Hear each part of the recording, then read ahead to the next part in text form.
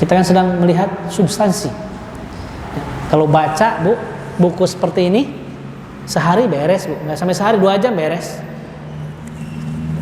Al-Quran 30 juz seminggu beres, dibaca saja. Tapi kalau paham nggak, sudah diamalkan nggak, wah, nah itu yang berat. Oh, you who believe, please give thanks to Allah. Bismillahirrahmanirrahim.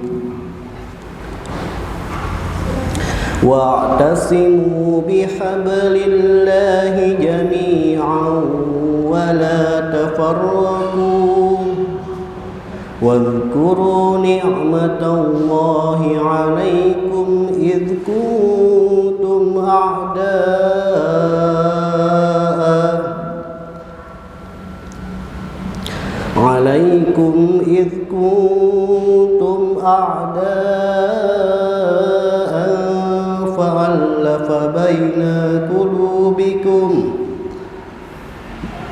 فألف بين قلوبكم فأصبحتم بنعمته إخوانا وكنتم على شفا حفرة من النار فأنقذكم منها كذلك يبين الله لكم آياته لعلكم تهتدون ولتكن منكم أمة يدعون إلى الخير ويأمرون بالمعروف وينهون عن المنكر وأولئك هم المفلحون ولا تكونوا كالذين تفرقوا واختلفوا من بعد ما جاءهم البينات وأولئك لهم عذاب عظيم صدق الله العظيم. Assalamualaikum warahmatullahi wabarakatuh. Salam.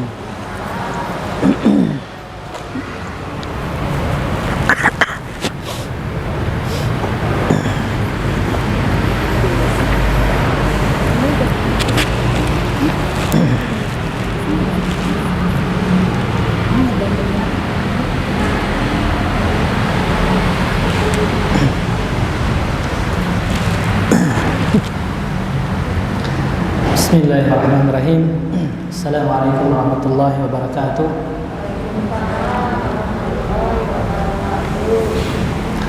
Innal hamdalillah nahmaduhu wa nasta'inuhu wa nastaghfiruh wa na'udzu billahi min shururi anfusina wa min sayyiati a'malina may yahdihillahu fala mudilla lahu wa may yudlil fala hadiyalah.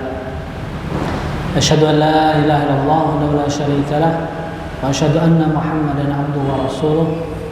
Allahumma salli wa sallim wa barik ala sayyidina Muhammad wa ala alihi wa ashabihi wa man tabi'ahum bi ihsanin ila yaumiddin wa ba'd. Allahumma anfa'na bima 'allamtana wa 'allimna ma yanfa'una zidna 'ilman.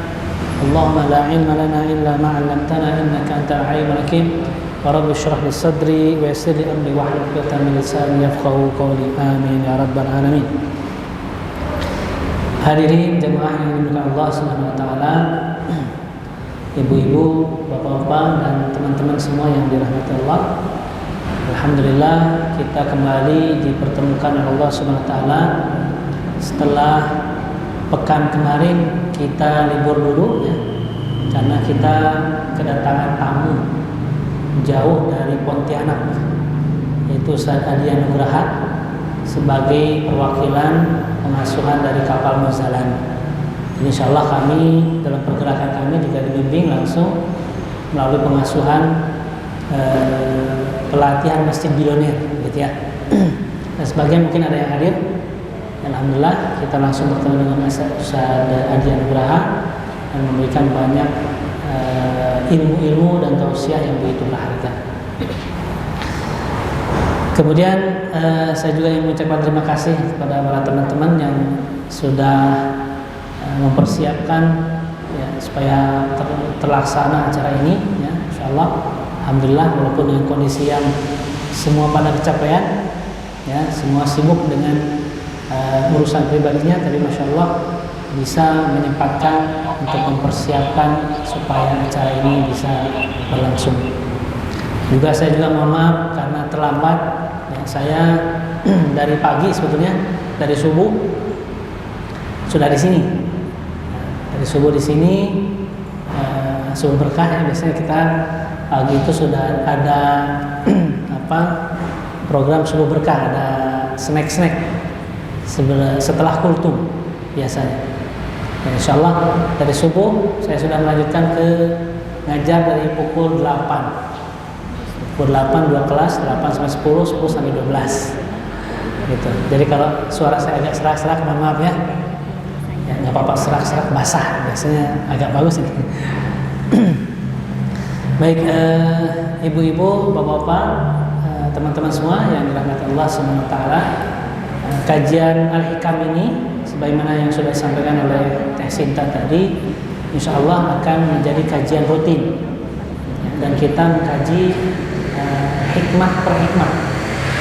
Dari satu hikmah kita kaji bersama, kita coba pahami dan tentu saja kita coba jadikan ini sebagai panduan dan amalan kita sehari-hari. Begitu. Jadi ini adalah kali ketiga ya, episode ketiga, tapi masih membahas atau akan membahas hikmah yang kedua. Karena hikmah episode pertama atau pertemuan pertama itu kita berbicara tentang metodologi, ya, frame-nya dulu, supaya kita paham kita sedang belajar apa sih, gitu, ya, supaya tahu, ngerti kesananya, tujuannya. Akhirnya endingnya apa kita tahu, gitu ya. Dan saya sudah jelaskan di pertemuan pertama atau episode pertama. Jadi kalau ibu-ibu ingin menyimak bisa melihat rekamannya YouTube. Karena saya nggak mungkin mengulang terus. Nanti ada yang baru diulang lagi, wah nggak jadi nanti nggak nama-nama, gitu ya. Jadi saya akan mengulang sedikit saja untuk menyambungkan dari hikmah ke satu ke hikmah ke berikutnya, kedua, ketiga dan seterusnya. Jadi pertemuan pertama itu bagi saya begitu penting ya, karena ini merupakan pemahaman awal, pengantar awal, sehingga bagi pembelajar al-hikmah atau al-hikam itu bisa memahami kita sebenarnya sedang belajar apa. Dan istilah yang saya gunakan seperti juga istilah yang saya rujuk dari Syekh Ramadan Al-Buti rahimahullah ta'ala. Syekh Ramadan Al-Buti yang barangkali ada di antara kita yang sudah tahu, beliau sudah meninggal, ya, ulama dari Suriah, belajar di Al-Azhar Syarif di Mesir ya. Jadi saya mengambil syarah Al-Hikam ini dari beliau, dari Syekh Ramadan Al-Buti ya. Karena saya melihat syarahnya begitu luar biasa ya, tanpa menafikan syarah-syarah yang lain tentu saja, ilmuwan ini tidak. Cuma saya melihat bahwa syarah dari Syekh Ramadan Al-Buti ini bagi saya sangat sesuai, sangat pas dan sangat cocok, apalagi dibawa dalam konteks kehidupan kita hari ini, begitu ya. Di rujukan utama saya, syarah yang diambil, penjelasan yang diambil dari kitab Al-Hikam adalah syarah dari Syekh Ramadan Al-Buti, Syekh Ramadan Al-Buti ya. Jadi kalau ibu-ibu bapak ingin tahu siapa Syekh Ramadan Al-Buti, bisa sekarang sudah era internet ya, bisa lihat di YouTube siapa beliau dan bagaimana beliau meninggal ya, bagaimana beliau meninggal itu masya Allah ya, sangat mengharukan sekali. Setiap ucapannya begitu menyentuh ya, menyentuh hati, dan beliau sampaikan semua yang ada dalam syarahnya, ingin apa yang dirasakan oleh Syekh Ramadan Al-Buti ini dirasakan juga oleh orang yang mengkaji Al-Hikam. ingin merasakan bagaimana kita belajar mencintai Allah. Setelah kita paham dan tahu, mengerti betul bahwa Allah itu cinta akan kita, sangat mencintai kita, makhluk-makhluknya, hamba-hambanya, orang-orang yang beriman, sangat-sangat mencintai. Barangkali karena kebodohan kita saja sampai tidak bisa melihat begitu rahmat Allah itu begitu luar biasa. Itu karena kebodohan kita. Jadi kita harus meminta kepada Allah ya, supaya selalu dibimbing, selalu diberi taufik, selalu diberi hidayah. Karena satu detik kita terlepas dari bimbingan Allah, kita masuk dalam keadaan yang sesat, gelap, zulumat. Ya, zulmu zulumat yaumil qiyamah. Jadi kita harus senantiasa memohon kepada Allah agar setiap gerakan langkah kita itu senantiasa dibimbing oleh Zat yang Maha Agung, yang Maha Tahu, ya, yang Maha Berkuasa atas segala sesuatu. Sedangkan kita di hadapan Allah adalah tidak ada apa-apa. Jadi nanti kita masuk bagaimana hikmah yang pertama itu menunjukkan kepada kita. Barangkali ada yang ingat, ada yang hafal hikmah yang pertama? Ya, hikmah yang pertama adalah min alamatil i'timad 'alal amal nuqsanur raja inda wujudil zulal. Ya, min alamatil i'timad 'alal amal nuqsanur raja inda wujudil zulal. Alhamdulillah saya hafal, walaupun tidak semua hikmahnya. Tapi alhamdulillah ketika diajarkan kembali jadi hafal. Dan perlu ibu-ibu dan bapak-bapak ketahui juga barangkali bahwa di luar sana juga ada satu komunitas yang menghafal hikmah al-hikam, ya, kitab al-hikam ini karangan Syekh Ibnu Athaillah As-Sakandari. Dan orang-orang yang menghafal itu orang-orangnya bertato, ya, mohon maaf, XX kriminal, begitu, ya. Tapi mereka mau duduk, mau menghafal hikmah dari Ibnu Athaillah As-Sakandari. Bagaimana kekerasan hati itu bisa luluh, ya, bisa luntur dengan hikmah-hikmah yang luar biasa yang dituliskan oleh Ibnu Athaillah As-Sakandari. Gitu. Jadi mudah-mudahan ruh yang ada dalam kitab Al-Hikam ini, ruh dari syarah Syekh Ramadan Al-Buti ini juga menyentuh kepada diri-diri kita. Gitu ya. Insyaallah coba nanti dirasakan. Kalau bagi saya merasakan begitu perubahan itu terasa. Pola pikir kita jadi berubah. Melihat dunia ini, melihat orang lain itu jadi berubah. Ya. Dulu melihat orang lain yang tidak pernah kita lihat baru ketemu, ya, melihat dari zahirnya begini dan begitu, sudah kita remehkan. Ya, tapi setelah belajar Al-Hikam, kita berpikir yang lain. Ada hal-hal yang tidak terlihat yang justru kita bisa melihat itu. Dan semua yang terjadi baik dan buruknya itu tidak lepas dari rahmat Allah Ta'ala. Jadi ketika kita mampu beramal saleh, mampu berbuat baik kepada orang lain, kita harusnya berbahagia, bergembira. Kenapa? Karena Allah buka pintu amal saleh untuk kita. Tidak diberikan pada orang lain. Oh, alhamdulillah, saya yang diberi ini, bukan orang lain. Padahal kalau lihat orang lain ada yang lebih pintar dari saya, ada yang lebih soleh dari saya, ada yang lebih rajin dari saya. Tapi Allah bukakan pintu itu untuk saya. Berarti saya harus bersyukur. Alhamdulillah ya Allah, ini jadi amal saya, bukan amal orang lain. Jadi ketika orang paham ini, hamba seorang hamba paham ini, bahwa amal ibadah yang dilakukannya adalah taufik dari Allah, maka dia harusnya bergembira, enjoy. Ya capek-capek ya, tapi alhamdulillah ya Allah, Allah bukakan pintu itu untuk kita, bukan untuk orang lain. Ada yang lebih mampu dari kita, tapi Allah tidak beri itu. Allah berikan untuk kita. Berarti kalau kita beramal saleh, kita harusnya enjoy, seneng, gembira. Kalau kita lihat orang yang bermaksiat, Bu, ya, orang yang bermaksiat kepada Allah, mereka enjoy. Kenapa kita yang sedang beribadah kepada Allah, yang sedang dalam ketaatan kepada Allah tidak enjoy? Ini harusnya kita enjoy.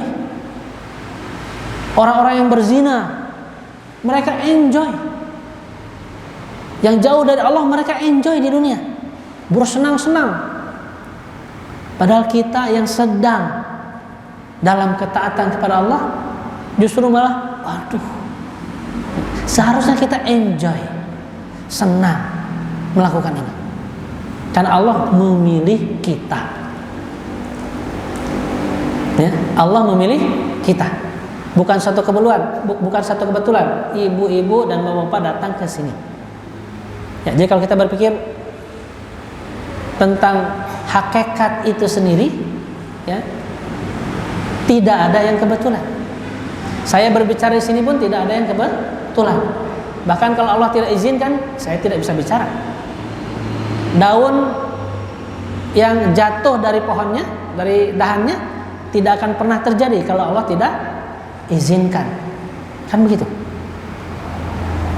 Berarti tidak ada yang kebetulan bagi Allah. Dan tidak ada yang kebetulan juga kita mengkaji Al-Hikam. Tidak ada yang kebetulan. Karena ada mungkin yang ingin berniat datang, tapi qadarullah berhalangan ini dan itu. Ya sudah, berarti tidak Allah takdirkan, tidak Allah izinkan. Gitu. Ya. Jadi kita mencoba belajar melihat sesuatu yang tidak terlihat. Itulah inti dari al-ihsan. Kita belajar melihat substansi, bukan kulit, bukan cover. Ya, kita belajar melihat bagaimana substansinya. Ketika ibu-ibu bertemu seseorang, bapak-bapak bertemu seseorang, kemudian seseorang ini baru kenal. Ibu-ibu atau bapak-bapak kalau berkenalan langsung, ketemu sekali gitu ya, bisa nggak menentukan ini orang baik, ini orang jahat? Bisa nggak? Nggak bisa. Kalau lihat penampilannya rapih, bawa map, ya, pakai jas, ya, naik bis kalau dulu ya, bergelantungan. Kalau dulu zaman saya masih ada bis, pada desek-desek bergelantungan, bawa map, pakai jas rapih gitu, masya Allah. Dilihat dari zahirnya, kalau lihat ini kayaknya orang kantoran atau kerja di mana gitu ya, di perusahaan gitu ya. Ya. Tetapi setelah lama ternyata pencopet. Ya, kita tidak bisa masuk melihat siapa dia sebenarnya karena kita terlalu terpukau dengan zahirnya.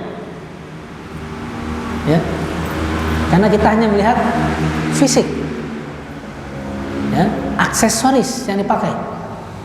Nah, seorang pembelajar ihsan, dia harus bisa menembus substansi.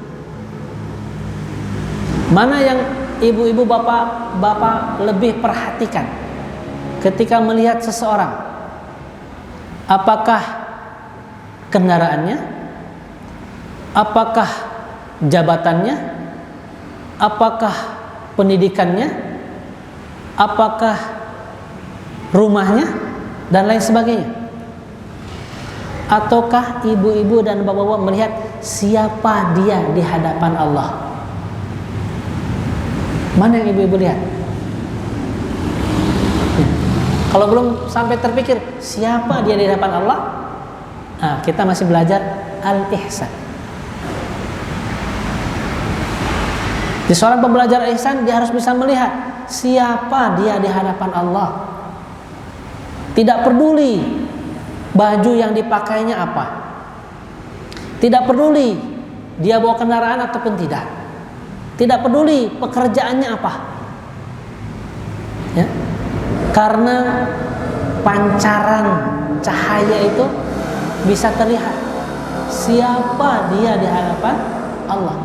Jika Allah izinkan kita bisa melihat, tapi tidak melihat dengan mata ini, kita melihatnya dengan mata hati.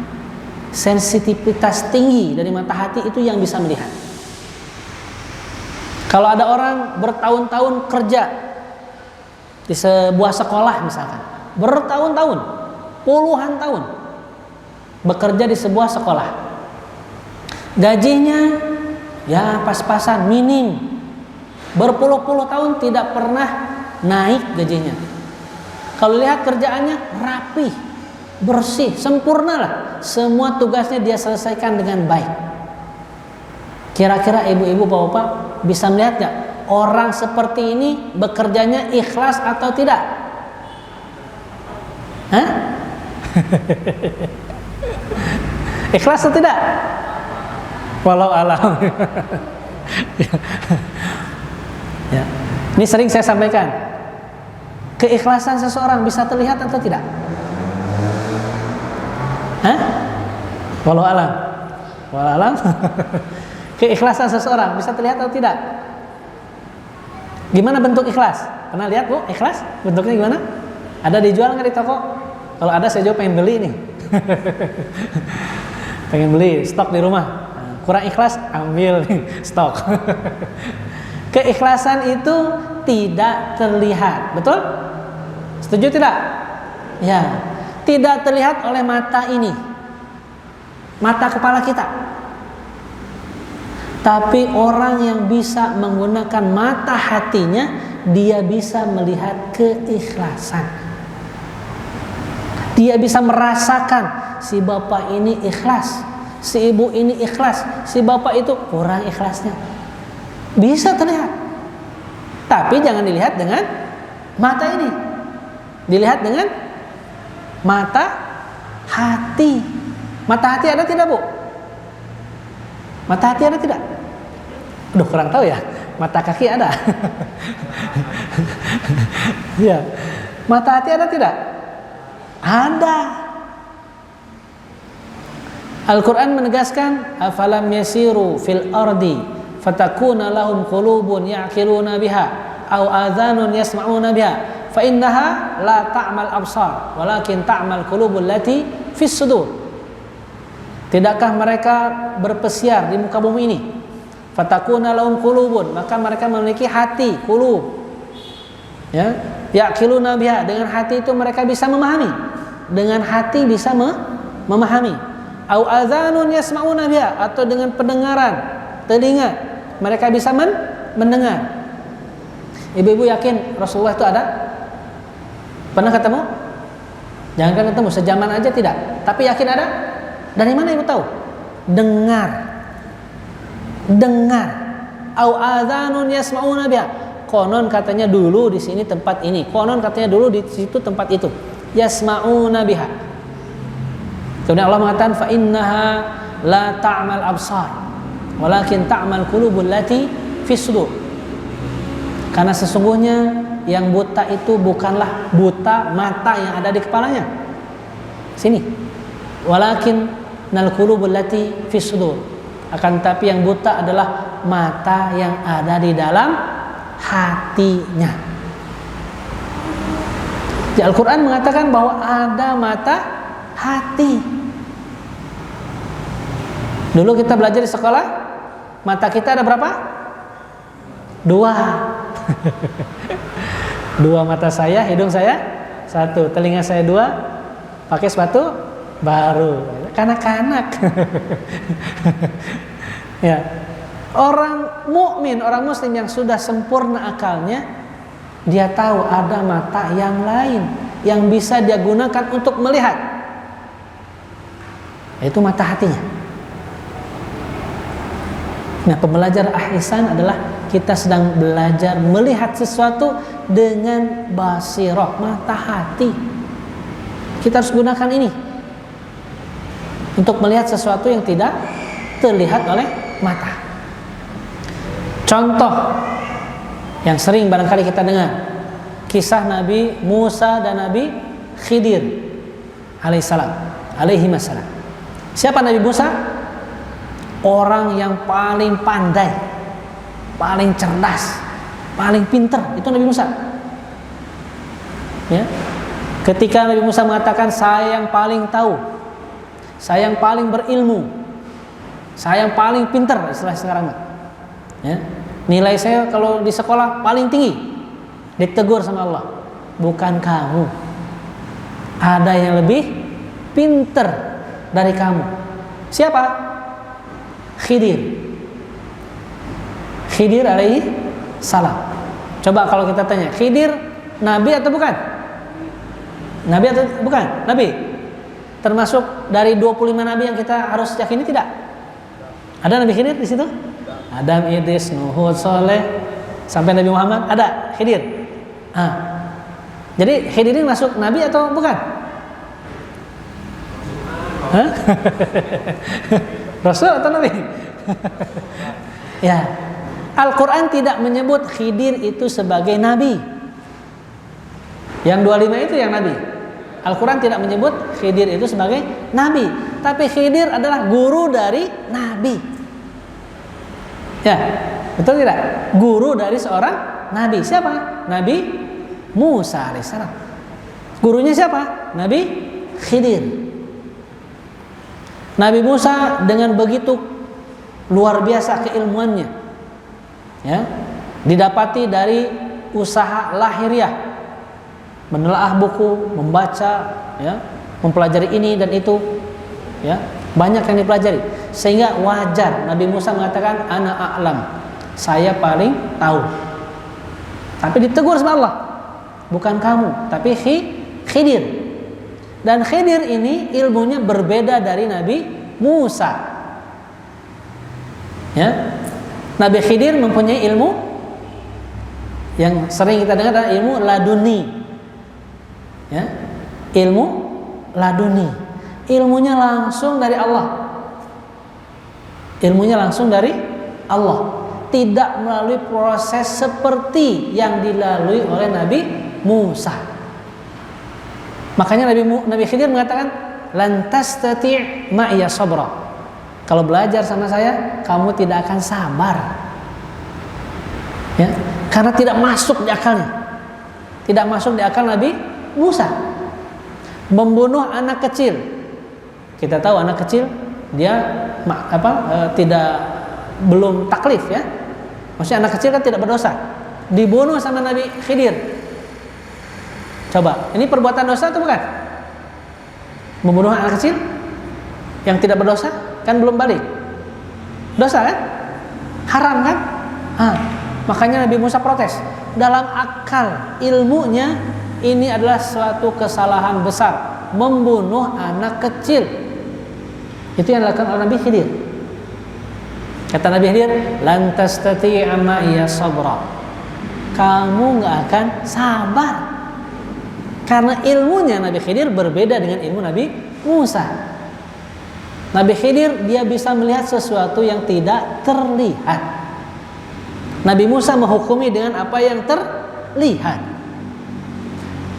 Membolongi perahu.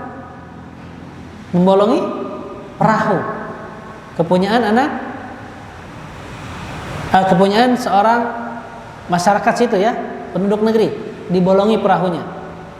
Ya. Ini kan satu kezaliman, berbuat zalim. Perahu bagus-bagus dirusakin, bukan dibolongi, dia dirusakin lah supaya jadi buruk, terlihat jelek. Kalau secara sepintas lalu, maka yang kita lihat, yang Nabi Musa lihat adalah merusak, menzolimi pemilik perahu. Kan begitu ya? Ya. Otomatis pasti Nabi Musa berontak. Kenapa kamu lakukan ini? Ini kan salah, menzolimi orang. Ini contoh sederhananya. Ya. Tapi ketika Nabi Khidir menerangkan apa yang dia tahu, barulah Nabi Musa paham bahwa anak kecil ini kalau tidak dibunuh, maka besarnya dia menjadi ahli maksiat dan bisa memudaratkan orang lain. Nabi Khidir sudah tahu dari awal. Dia melihat sesuatu yang tidak terlihat oleh Nabi Musa.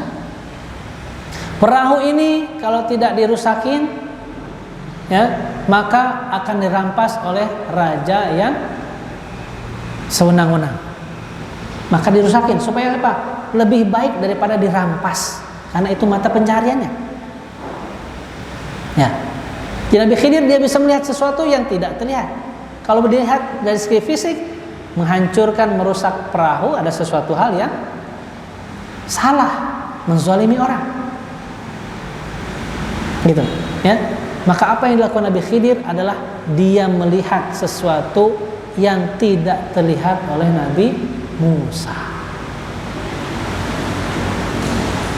Jadi mata hati itu ada ya?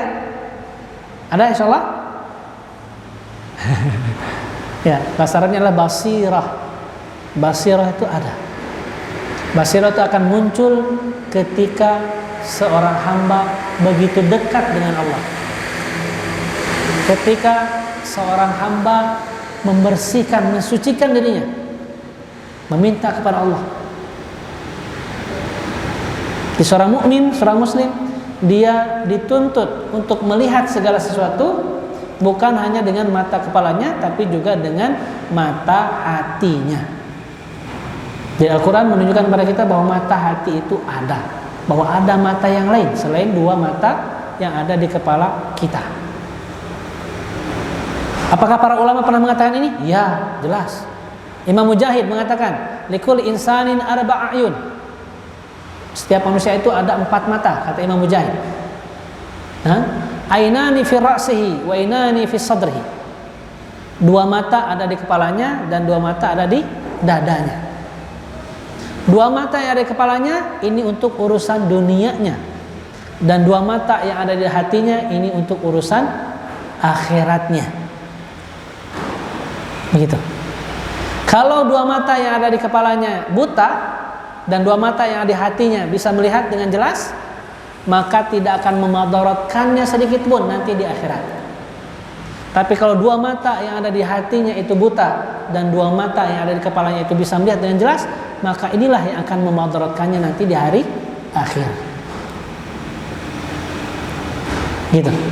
Jadi seorang muslim, seorang mukmin, dia harus melihat segala sesuatu dengan kedua matanya atau keempat matanya. Mata yang ada di kepalanya dan mata yang ada di hatinya. Jika ibu-ibu, bapak-bapak disodori satu makanan yang enak, yang lezat, penuh gizi, nutrisi tinggi, ya, ibu lihat, oh, ini baik untuk badan saya. Ini makanan ini baik untuk badan saya, baik untuk nutrisi tubuh saya. Tetapi setelah itu ibu-ibu melihat siapa yang memberikannya. Oh, ternyata orang yang tidak tahu tentang halal dan haram, ya, dan makanan itu belum tentu halal ataupun haram. Apakah ibu-ibu mau memakan itu? Nah, kalau ibu-ibu tidak mau memakan itu karena khawatir haram ataupun ada unsur haram di situ, maka ibu-ibu sedang melihat dengan mata hatinya. Hatinya yang berbicara. Oh, jangan-jangan ini haram. Walaupun enak, walaupun makanan ini dari restoran ternama, harganya mahal, saya tidak akan makan ini karena takut haram. Maka itu ibu-ibu sedang melihat dengan mata hati ibu. Paham ya cara menggunakannya? Ya, antara mata kepala dan mata hati kita. Nah, itulah barangkali yang berkaitan dengan hikmah yang pertama. Kita masuk ke hikmah yang kedua sekarang. Insyaallah, ya, insyaallah saya tidak akan cepat-cepat menerangkan hikmah ini, ya. Tapi yang terpenting dapat hikmah walaupun sedikit itu meresap ke dalam hati dan kita aplikasikan bersama, kita belajar. Itu jauh lebih bernilai, berharga ketimbang hafal semuanya tapi tidak pernah diamalkan, tidak pernah direalisasikan, tidak meresap ke dalam hati. Yaitu sama dengan kita sedang belajar ilmu yang lain. Kita sedang belajar al-ihsan, substansi. Gitu ya. Orang yang membaca Al-Quran 30 juz dengan niat karena mengikuti perintah dari gurunya.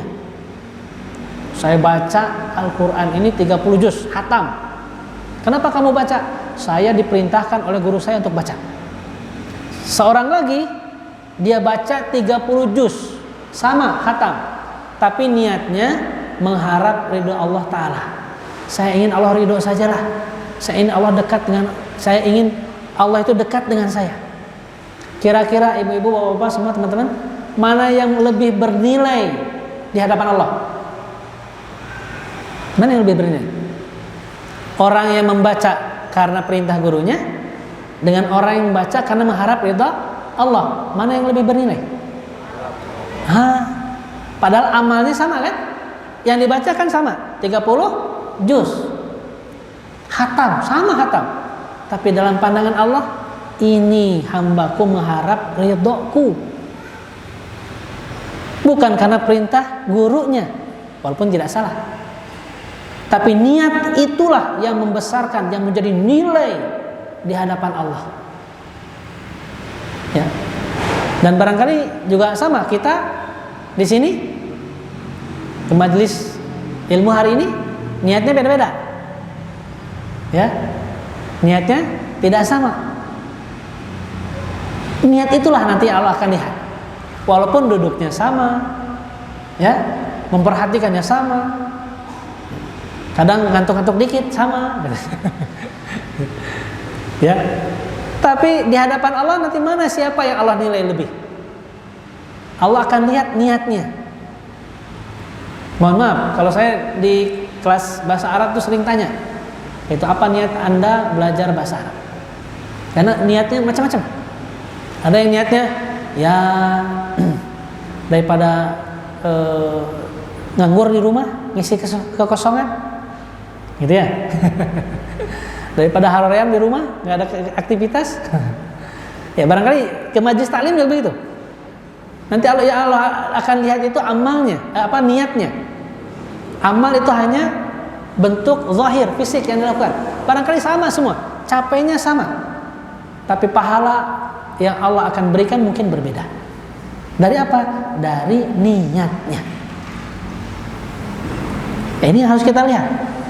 Ini harus kita sama-sama sering kita memperbaiki niat. Ya Allah, saya ini lakukan ini untuk apa sih? Ya. Niatnya harus terus diperbarui. Ketika niat kita itu hanya kepada Allah, maka itulah yang paling Allah hargai. Ya. Datang ke masjid, niatnya apa? Mungkin ada sembako yang dikasih. Ya Allah akan beri juga sembako. Tapi kalau kita niatkan lebih, naikkan sedikit niat kita. Ya Allah, mudah-mudahan Engkau beri petunjuk kepada hamba. Mudah-mudahan Engkau ampuni dosa-dosa hamba. Ini akan ada nilai yang jauh lebih di pandangan Allah, di hadapan Allah. Kan begitu. Walaupun berasnya, sembakonya juga kita dapat. Kan nggak ada sah. Amalnya kita dapat. Tapi niat itu yang Allah akan lihat. Bukankah Allah Ta'ala mengatakan, man yu'min billah yahdi qalbahu. Barang siapa yang Allah beri petunjuk, ya, barang siapa yang beriman kepada Allah, man yu'min billah, barang siapa yang beriman kepada Allah, yahdi qalbahu, maka Allah akan beri petunjuk ke dalam hatinya, bukan ke dalam akalnya. Bukan yahdi aklahu, tapi yahdi qalbahu. Ini yang Allah akan bawa. Jadi kita sedang belajar ke arah situ. Ya, mudah-mudahan bisa dipahami ya, Ibu-ibu, insyaallah. Kita sedang belajar ke arah situ. Bukan berarti saya menyampaikan saya lebih dari ibu-ibu dan bapak sekalian, tidak. Sama saya juga belajar, ya. Sama saya juga belajar. Banyak hal-hal yang waduh jauh, lalai, sama. Dosa-dosa barangkali hari ini tidak terlihat. Pakai peci, pakai ini. Tapi di luar sana mungkin dosa saya lebih banyak daripada ibu-ibu. Gitu. Ya. Jadi kita sedang belajar bagaimana kita melihat diri ini sebelum melihat orang lain. Belajar kita melihat. Kalau melihat orang lain ini gampang. Melihat orang lain tinggal tunjuk ini, kritik itu, kritik, tanggapi ini, tanggapi itu. Tapi kadang ketika kita melihat diri sendiri, seolah-olah keburukan kita tidak ada. Ada keburukan kita jauh. Barangkali jauh lebih besar daripada yang kita kritikin. Semua begini, seharusnya begini, seharusnya begitu. Kamu begini, kamu begitu. Harusnya begini, pikir dong. Kalau dia mau melihat dirinya sendiri, maka dia akan dapati banyak keburukan yang ada dalam dirinya. Apakah dirinya sudah merasa lebih suci dari yang lain? Gitu. Ya. Jadi kita sedang mencoba melihat apa yang tidak terlihat. Kadang untuk melihat diri kita nggak kelihatan. Baru kita bercermin kelihatan kan? Ya. Kalau kita berdiri di hadapan cermin baru kelihatan, oh saya tuh begini gini. Gitu. Kalau nggak bercermin, semuanya kelihatan. Ini orang lain aja semua nih. Saya komentari. Karena dirinya nggak kelihatan. Gitu. Ya. Jadi kita sedang belajar melihat apa yang tidak terlihat oleh mata kita. Kita akan masuk ke hikmah yang kedua. Ya, hikmah yang kedua ini agak panjang. Ya, berbeda dengan hikmah yang pertama, agak panjang. Hikmah yang kedua, Ibnu Athaillah mengatakan iradatuka at-tajrida ma'a iqamatillahi iyyaka fil asbab minasyahwatil khafiyyah. Kita kan sedang melihat substansi. Ya, kalau baca Bu, buku seperti ini sehari beres Bu, nggak sampai sehari 2 jam beres. Al-Quran 30 juz seminggu beres, dibaca saja. Tapi kalau paham nggak, sudah diamalkan nggak, wah, nah itu yang berat. Kan kita sedang belajar substansi. Ya, coba kita menerobos ke substansi. Umar bin Khattab radhiyallahu anhu belajar ataupun menghafal surah Al-Baqarah itu seingat saya selama 5 tahun baru hafal surah Al-Baqarah. Hafal 5 tahun. Kalau anak-anak sekarang suruh hafal surah Al-Baqarah cepet ya, Ramadan nanti target hafal surah Al-Baqarah bisa. Ini Umar itu 5 tahun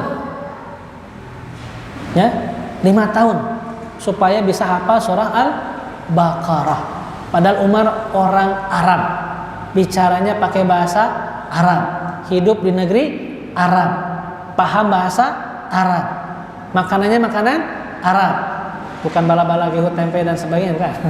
Ya. Kalau ketawa pun pakai bahasa Arab. Tapi perlu 5 tahun, 5 tahun untuk hafal surat Al-Baqarah. Ternyata apa yang dilakukan Umar? Umar menghafal itu sambil mengamalkan. Ini ya, luar biasa. Menghafal sambil mengamalkan. Karena para sahabat itu mereka tidak akan lanjut ke ayat berikutnya sebelum mereka amalkan. Wah, ini substansi ini. Nah, ini substansi. Kalau kita lihat sirahnya zaman dulu, ketika ayat-ayat pendek di fase Makkiyah, ya, Al-Quran belum turun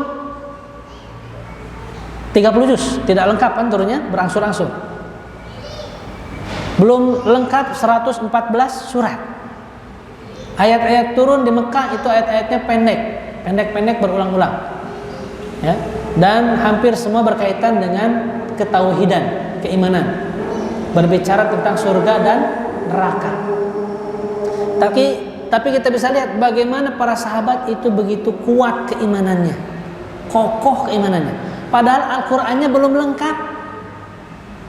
Belum seperti yang kita baca sekarang 30 juz sudah ada, 114 surat sudah ada. Al-Qur'annya belum lengkap. Tapi keimanan para sahabat dulu di Mekah itu luar biasa. Hebat. Nah, ini substansi. Ya, ini substansi. Kalau dulu para sahabat belajar substansi terlebih dahulu baru ke yang lainnya. Kita hari ini umumnya belajar kulit-kulitnya dulu, substansinya nanti kemudian. Inilah yang membedakan kita. Dulu para sahabat belajar tentang iman dulu, baru Al-Quran. Belajar iman dulu, baru Al-Quran. Sehingga ketika Al-Quran turun, itu jadi suatu ledakan dahsyat karena imannya sudah siap. Kalau kita hari ini belajar apa? Belajar Quran terlebih dahulu, keimanannya belakangan. Maka ketika ditambah Quran terus nggak ada ledakan dahsyat, itu nggak ada. Kan imannya belum siap. Ini yang kita harus sadari. Saya juga termasuk ya. Inilah perbedaan generasi dulu awal, generasi terbaik dengan generasi kita hari ini. Gitu. Ya. Jadi kita ingin belajar substansi. Ya, hikmah yang kedua tadi sudah saya bacakan, iradatuka tajrid ma iqamatillahi iyyaka fil asbab minasyahwati al-khafiyyah. Keinginanmu untuk tajrid, iradatuka at-tajrid, keinginanmu untuk at-tajrid. Ada satu istilah nanti yang kita pelajari yaitu tajrid. Ya, apa itu tajrid? Lepas dari urusan usaha lahiriah. Lepas dari usaha lahiriah itu namanya tajrid. Berlepas. Ya, tajrid. Asal arti dari kata jarroda yujarridu, tajrid. Kosong. Ingin berlepas, gitu. Ma'a iqamatillahi iyyaka fil asbab minasyahwatil khafiyyah. Padahal Allah menempatkanmu di kondisi yang mengharuskanmu melakukan usaha lahiriah. Ya, padahal Allah menempatkanmu di kondisi yang mengharuskanmu melakukan usaha lahiriah. Iyyaka fil asbab minasyahwati al khafiyyah. Maka itu termasuk syahwat yang tersamar. Ya, iyyaka fil asbab minasyahwati al khafiyyah. Maka itu termasuk syahwat yang tersamar. Kelihatannya itu secara syariat baik, padahal sebenarnya dia sedang mengikuti syahwat yang tersamar, syahwatnya. Kemudian seterusnya, wa iradatukal asbab ma iqamatillahi iyyaka fit tajrid. Kebalikannya, inhitatun anil himmatil 'aliyah. Dan keinginanmu untuk masuk ke kondisi yang mengharuskanmu melakukan usaha lahiriah, ya, padahal Allah telah melepaskanmu dari itu. Kalau sudah lepaskan itu, maka itu sama dengan mundur dari tekad yang luhur. Iyyaka fit tajrid inhitatun anil himmah al-'aliyah. Maka itu sama dengan mundur dari tekad yang luhur. Ya, hikmahnya agak panjang. Ya, dan ini perlu ya kita cerna sama-sama. Apa maksudnya? Jadi ada dua istilah di sini yang kita akan coba pahami. Yang pertama at-tajrid, yang kedua al-asbab. At-tajrid dan al-asbab. Sabab musabab. Ya, dia kata sabab, asbab jamaknya. Tajrid dia kata jarrada yujaridu, bentuk masdar, pembendaan adalah tajrid. Jadi tajrid itu adalah lepas dari urusan usaha lahiriah.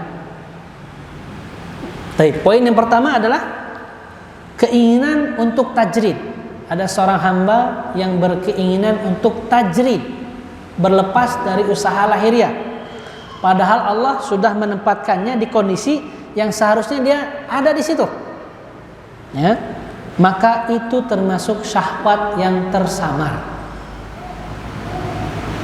Gambarannya seperti ini, contohnya seperti ini, banyak contohnya. Seseorang yang sudah menikah, ya, sudah menikah, kemudian dia dikaruniai anak, ya keluarga lah, sudah berkeluarga ya, istri dan anaknya, gitu. Ketika seorang hamba itu tidak memahami posisi apa yang Allah tempatkan untuk dirinya, maka dia bisa melakukan syahwat yang tersamar. Dia melakukan syahwatnya. Dia melakukan ini dan itu karena syahwatnya, bukan karena ibadah kepada Allah, bukan. Ya. Jadi ketika seorang hamba Allah tempatkan, karena tidak ada yang kebetulan ya, sudah saya sampaikan. Ada yang belum menikah. Apakah kebetulan atau tidak bagi Allah? Tidak kebetulan. Ada yang sudah menikah, sudah mempunyai istri, tapi juga ada yang belum punya anak, ada yang sudah punya anak. Maka ini adalah suatu posisi yang Allah tempatkan untuk dia. Ya, dia ditakdirkan oleh Allah menjadi sesuatu hal yang berbeda dari sebelumnya, kondisi yang sebelumnya. Kalau bujang, asalnya bujang nih. Dia tidak ada tanggung jawab terhadap keluarganya kan? Ya, dia mau melakukan apapun bebas. Tapi ketika Allah tempatkan dalam suatu posisi dia menikah, berarti seorang laki-laki dia ada kewajiban terhadap istrinya. Begitu juga istri, dia harus memposisikan, saya sekarang Allah tempatkan sebagai seorang istri, ada kewajiban pada suaminya. Maka ini bukan kebetulan. Bukan kebetulan. Kemudian ditambah lagi anak. Maka seorang ayah posisinya naik lagi. Yang asalnya bujang misalkan. Kemudian jadi seorang ayah, seorang suami. Kemudian dia juga sebagai seorang ayah. Jadi posisinya 3. Posisinya 2, suami juga seorang ayah. Ya. Jadi posisi ini adalah posisi yang Allah tempatkan. Kan tidak ada yang kebetulan kan? Ya, tidak ada yang kebetulan. Ketika dia berpikir, ya, dia ingin keluar dari kewajiban-kewajibannya sebagai seorang ayah dan sebagai seorang suami, dia ingin beribadah langsung kepada Allah. Dia tinggalkan istri dan anaknya. Saya ingin bertaqarrub kepada Allah. Saya ingin habiskan usia saya, umur saya untuk beribadah kepada Allah. Tapi dia tinggalkan, abaikan hak istrinya, hak anaknya. Maka ini bukanlah sebagai bentuk beribadah, pendekatan diri kepada Allah. Tapi dia sedang melakukan syahwat yang tersamar. Dia seolah-olah lari dari posisi yang Allah sudah tempatkan. Bukankah untuk istri ada haknya? Bukankah untuk anak ada haknya? Nah, dia seolah-olah tidak mau. Saya mau terus ibadah. Ya, saya langsung pergi, tinggalkan istri, tinggalkan anak, tidak memenuhi hak-haknya, langsung beribadah, pergi. Apakah hamba seperti ini hamba yang sedang taqarrub ila Allah? Ya, maka ini sebenarnya hamba yang sedang melakukan syahwat yang tersamar. Syahwat sebetulnya itu hanya keinginan dia sendiri. Padahal Allah sudah tempatkan, ya, tempatkan dia sebagai ayah, sebagai suami. Bisa dipahami? Ya, dia seolah-olah ingin menolak takdir. Ya, dia seolah tidak menerima keputusan Allah. Ini bagian dari hamba yang tidak beradab kepada Allah, tidak menerima akan takdir Allah. Begitu. Sama dengan orang yang mengatakan seolah-olah memprotes, kenapa saya lahir di zaman seperti ini? Kenapa saya tidak lahir di zaman dulu, zaman bersama Rasulullah? Ini seolah-olah protes pada Allah, tidak menerima takdir. Jadi yang harus dipahami oleh seorang hamba adalah posisi apa yang Allah berikan untuk kita, termasuk nanti dalam amal perbuatan. Ada yang Allah posisikan sebagai guru, ya, ada yang Allah posisikan sebagai guru, ada yang Allah posisikan sebagai pengusaha, ada yang Allah posisikan sebagai engineer, ya, insinyur misalkan. Dan ketika dia berpikir dan melihat orang lain, kemudian seolah-olah ingin seperti orang lain, dalam artian dia meninggalkan posisi yang sebenarnya sudah Allah tempatkan untuk dia, maka ini termasuk syahwat yang tersamar.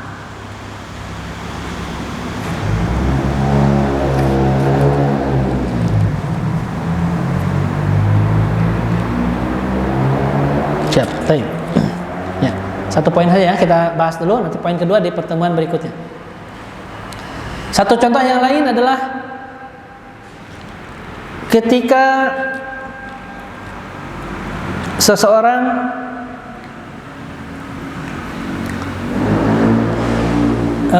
belum diberi kelapangan oleh Allah Subhanahu wa taala dari segi rezeki. Ya. Ketika ada seorang hamba yang Allah tempatkan, posisikan, belum diberi kelapangan rezeki oleh Allah taala. Belum diberi kelapangan rezeki. Kemudian ada keluarganya. Maka dia berpikir, karena dia yakin rezeki itu Allah yang beri. Yang seharusnya ketika belum diberi kelapangan rezeki, dia melakukan usaha lahiriah, ia mencari rezeki. Karena ada tanggungan, istrinya, ada anaknya yang harus dia tanggung. Maka secara usaha lahiriah dia harus lakukan, mencari rezeki. Walaupun hasil Allah yang beri, besar sedikit Allah yang beri, tapi usaha itu harus dilakukan. Ketika seorang hamba ini berpikir, saya tidak mau mencari rezeki, padahal Allah belum melapangkan rezeki buat dia. Saya tidak mau mencari rezeki, saya mau beribadah saja, saya mau taqarrub saja kepada Allah, dan meninggalkan usaha lahiriahnya untuk mencari rezeki. Maka ini juga termasuk syahwat yang tersamar. Padahal Allah sudah tempatkan, ada orang yang diberi kelapangan rezeki, ada orang yang belum diberi kelapangan rezeki kan, ataupun tidak diberikan. Apakah posisi ini kebetulan? Tidak ada yang kebetulan bagi Allah. Memang Allah tempatkan seperti itu. Ada orang yang beri kelapangan rezeki, ada yang tidak atau belum. Berarti tugasnya yang belum kelapangan rezeki adalah mencari rezeki. Karena ibadah ada hak dan tanggungan yang harus dia berikan pada anak dan istrinya. Ya. Jadi ibadah yang dia lakukan bukanlah sebagai bentuk taqarrub ilallah, tapi merupakan syahwat yang tersamar. Dia ingin lepas dari posisi yang Allah berikan. Maka selamanya ini Allah akan uji terus, begitu lagi. Nanti Allah akan uji lagi, begitu lagi terulang-ulang. Karena dia melihat orang lain, tidak melihat pada dirinya. Nah, ini kadang banyak terjadi. Ya, ketika seorang mahasiswa, thalibul ilmi, tugas mahasiswa apa? Tugas thalibul ilmi apa? Menuntut ilmu. Menuntut ilmu, itu tugasnya. Itu posisi yang Allah tempatkan. Ketika dia berpikiran melihat orang lain yang tidak menuntut ilmu, ya, bisa itu, bisa ini, kemudian dia terjun ke posisi yang Allah berikan kepada yang lain, ke kondisi yang Allah berikan kepada orang lain, maka itu juga termasuk syahwat yang tersamar. Dia melihat orang lain makin terus, saya juga pengen. Dia tidak melihat dirinya, apa yang Allah posisikan untuk saya. Ya, jadi kan kita sedang belajar yang tidak terlihat. Diri kita nggak terlihat. Kalau lihat cermin baru kelihatan. Orang lain begitu mudah terlihat. Jadi hikmah yang kedua ini mengarahkan kita untuk mencoba memahami posisi kedudukan yang Allah tempatkan. Ketika kita tahu itu, maka itu adalah ladang ibadah kita, cara jalan kita untuk mendekat kepada Allah Ta'ala.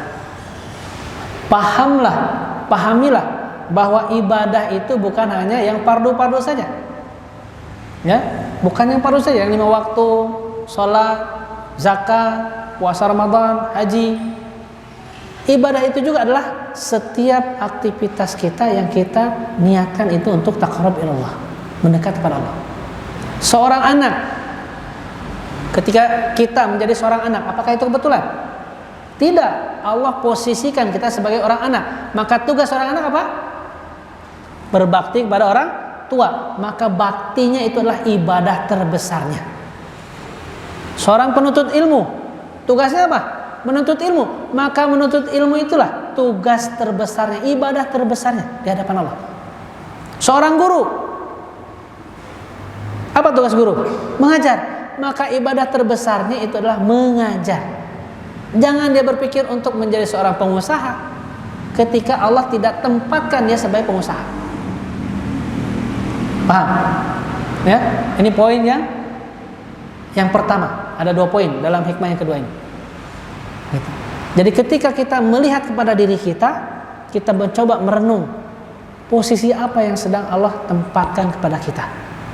Maka ketika kita memaksimalkan amal, itu adalah persembahan terbaik kita kepada Allah.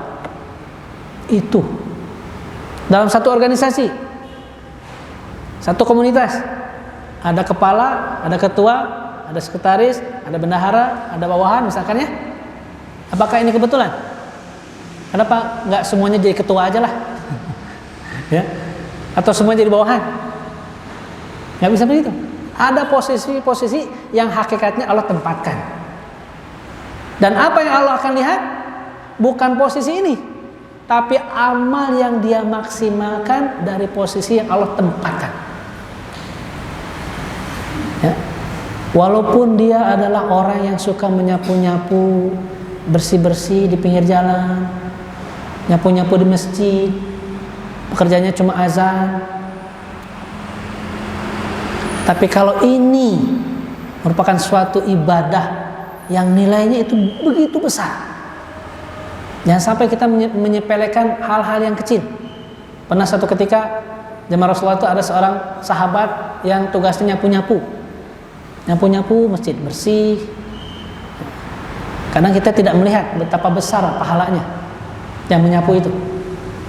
Orang-orang yang bisa beribadah dengan nyaman, beribadah dengan nikmat, dengan khusyuk, itu karena tempatnya bersih. Siapa yang paling berjasa? Orang yang membersihkan. Barangkali Allah melihat orang yang membersihkan itulah jauh nilainya di hadapan Allah daripada orang yang beribadah. Jadi zaman Rasulullah itu ada seorang yang menyapu, kemudian meninggal. Ditanya, kemana si fulan? Sahabat yang lain menjawab, si fulan sudah meninggal. Rasulullah bertanya, kenapa kamu tidak memberitahu aku? Dia sudah meninggal. Dalam pikiran sahabat kan tukang sapu, hanya tukang sapu. Tapi Rasulullah bertanya, di mana kuburannya? Antar. Rasulullah datang kemudian mensolati. Barangkali dalam pandangan kita, sapu-sapu itu kecil. Tapi barangkali dalam hadapan Allah itu besar. Ini kadang kita tidak bisa melihat. Ya. Jangan kita sepelekan. Amal sekecil apapun, niatkan karena Allah. Itu barangkali jauh lebih bernilai daripada gedung yang dibangun oleh seorang arsitek yang terkenal sekalipun. Itu barangkali dalam pandangan Allah jauh lebih bernilai. Itulah barangkali ya yang kita ingin renungkan bersama, bahwa ketika bermuamalah dengan Allah ini jangan seperti kita melihat dengan manusia. Allah itu maha besar. Jangan sampai kita mengkerdilkan Allah dengan akal kita. Jangan sok-sok pintar ya. Allah itu jauh lebih besar. Otak kita terbatas, logika kita Allah jadikan memang terbatas. Kita tidak bisa mampu memahami kebesaran Allah. Apa yang terlihat ini terbatas, tapi apa yang tidak terlihat itu unlimited, tidak terbatas. Al-Quran terbatas, 30 juz, 114 surat, tapi mentadabburi Al-Quran itu unlimited, tidak terbatas dan jauh lebih besar. Itulah barangkali yang bisa saya sampaikan untuk kali ini. Waktunya sudah habis, dan insya Allah ada kuis berhadiah, masya Allah ya, yang akan diberikan. Baik, itu saja dulu bapak-bapak, ibu-ibu semua, teman-teman semua yang rahmat Allah Subhanahu wa taala. Mudah-mudahan apa yang kita lakukan, ya amal yang sedikit ini yang kita lakukan, Allah lihat kita, ya Allah mendengar kita, ya. Dan apapun yang kita lakukan bisa menjadi nilai ibadah. Lelah kita, keringat kita bisa menjadi nilai ibadah di hadapan Allah Ta'ala. Itu saja barangkali. Insya Allah nanti poin yang kedua di pertemuan berikutnya ya. Insya Allah kita akan lanjut di kajian rutin Insya Allah setiap hari Ahad. Barakallahu fikum. Rabbana la tu'akhidna in nasina wa akhtana, Rabbana wa la tahmil 'alaina isran kama hamaltahu 'alal ladzina min qablina, Rabbana wa la tuhammilna ma la taqata lana bih, wa'fu 'anna waghfir lana warhamna anta maulana fansurna 'alal qaumil kafirin. Rabbana atina fid dunya hasanah wa fil akhirati hasanah wa qina adzabannar. Aqulu qouli hadza wa astaghfirullah li wa lakum. Wassalamu alaikum warahmatullahi wabarakatuh.